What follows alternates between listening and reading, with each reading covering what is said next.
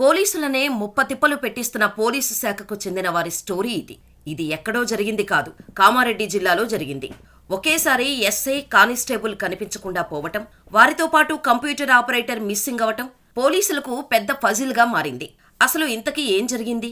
Watch the story. Kamareddy జిల్లా police శాఖలో Bikkanoor SI Sai Kumar, Bibipet మహిళా కానిస్టేబుల్ శృతి క్రిస్మస్ రోజు అదృశ్యం కావటంతో అందరూ షాక్ అయ్యారు.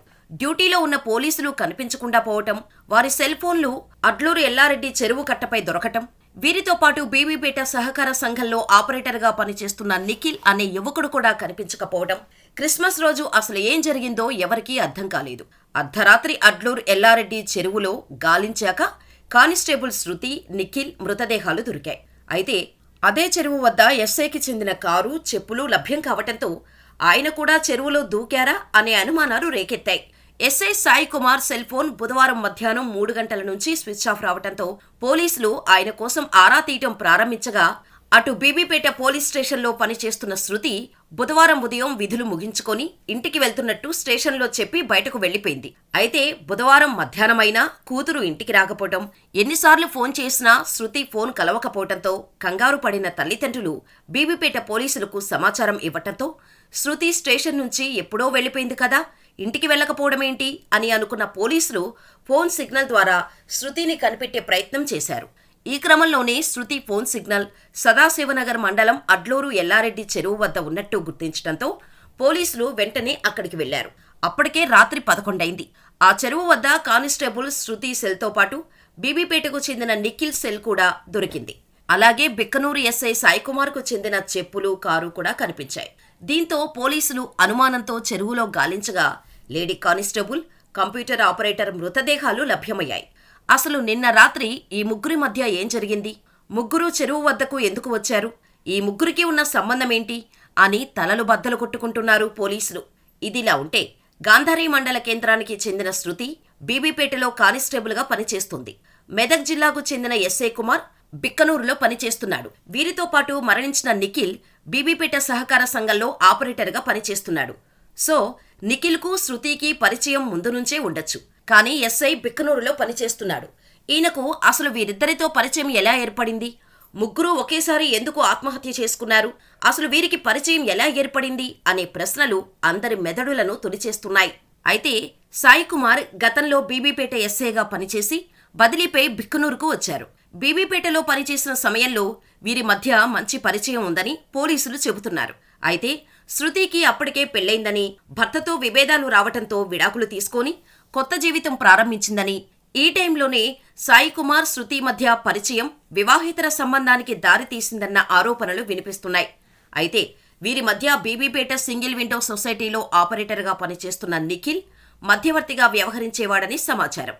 అయితే ఆ తర్వాత సాయి కుమార్ బిక్కనూరుకు బదిలీ కావడంతో శృతితో దూరం పెరిగిందని, తనను పెళ్లి చేసుకోవాలని శృతి ఒత్తిడి తేవటంతో వీరి మధ్య కొన్ని రోజులుగా గొడవలు జరుగుతున్నట్టు టాక్ వస్తోంది. కొందరైతే ఎస్సీ బదిలీపై బిక్కనూరు రావటంతో కంప్యూటర్ ఆపరేటర్ నిఖిల్తో శృతికి సన్నిహితం పెరిగింది. ఈ విషయం తెలిసిన SI, lady constable, computer operator ముగ్గురి మధ్య వివాదం జరగటంతో అక్కడ జరిగిన గొడవలో ముగ్గురు చెరువులో దూకినట్టు ప్రచారం జరుగుతుంది. అయితే అసలు కారణాలేంటి? ఆత్మహత్య చేసుకున్నారా, లేక ఇంకేమైనా జరిగిందా? కారణాలు తెలియాల్సి ఉంది.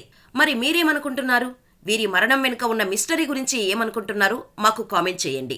లేట్ ఈవినింగ్ నుంచి మనకు వచ్చిన ఇన్ఫర్మేషన్ ప్రకారం 3 పర్సన్స్ బీబీపేటలో పనిచేస్తున్న women PC Shruti and Bibipet native person Nikhil and SHO Biknoor Sai Kumar, ముగ్గురు కూడా మనకి whereabouts they were not known. So late evening నుంచి అంటే వాళ్ళ లొకేషన్ అది చూస్తూ సెర్చ్ చేస్తే మనకి లేట్ నైట్ ఒక అంటే body of women PC Shruti and Nikhil మనకి రాత్రి అరౌండ్ 1 o'clock మనం ట్రేస్ చేయగలిగాము ఇక్కడ చెరువులో. సిమిలర్లీ ఇప్పుడు SI Sai Kumars body is also found in water. So ఇవి 3 అన్యాచురల్ డెత్స్, వెరీ అన్ఫార్చునేట్. ఏ సర్కమ్స్టాన్సెస్లో జరిగాయి, what could be the reason అన్నది మనం ఇప్పుడు ఏమీ అన్నెసెసరీ కంజెక్చర్ వద్దు, మనం ఎంక్వైరీ చేద్దాము thoroughly. So for now information is 3 persons, SHO Bhiknoor, women PC and 1 other person from Bibipet. ముగ్గురు బాడీస్ మనకి చెరువులో దొరకడం జరిగింది. పోస్ట్ మార్టం అవన్నీ కండక్ట్ చేసిన తర్వాత ఎగ్జాక్ట్ కాజ్ ఆఫ్ డెత్ ఏంటి తెలుస్తుంది. సిమిలర్లీ మనకి ఫర్దర్ ఇన్వెస్టిగేషన్లో what could be the reason for deaths అనేది మనం ఎస్టాబ్లిష్ చేస్తాం. అది మనం పిఎంఈ తర్వాత డాక్టర్స్ ఒపీనియన్ అది తీసుకుని చెప్పడం జరుగుతుంది. దొరికాయండి. ఇప్పుడు ఎస్ఐ పాకెట్లోనే ఆయన ఫోన్స్ ఉన్నాయి.